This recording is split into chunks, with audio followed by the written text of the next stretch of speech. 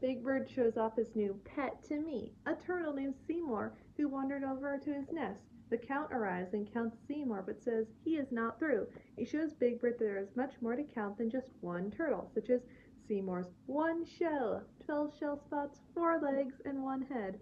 Seymour leans his head when he sees someone coming.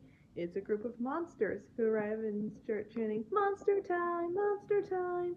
Seymour first retreats into his shell, but learns they're okay as the Count counts all 5 of them. His thunder and lightning end up scaring the monsters off. Big Bird, now situated in the yard, gives Seymour a tour of Sesame Street.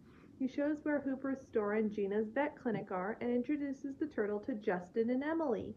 Rosita finds him cute too and teaches Big Bird that the Spanish word for turtle is tortuga.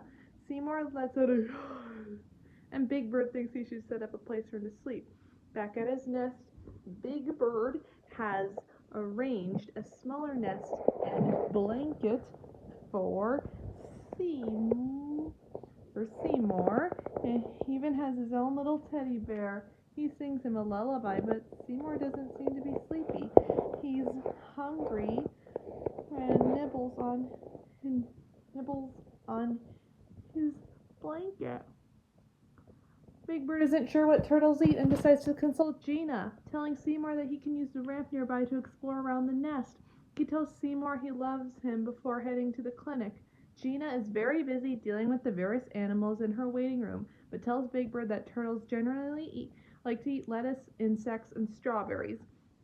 Big Bird returns to the nest with a supply of vegetation for Seymour, but is shocked to find the turtle is nowhere in sight. He begins to panic and asks Rosita and Emily if they've seen him.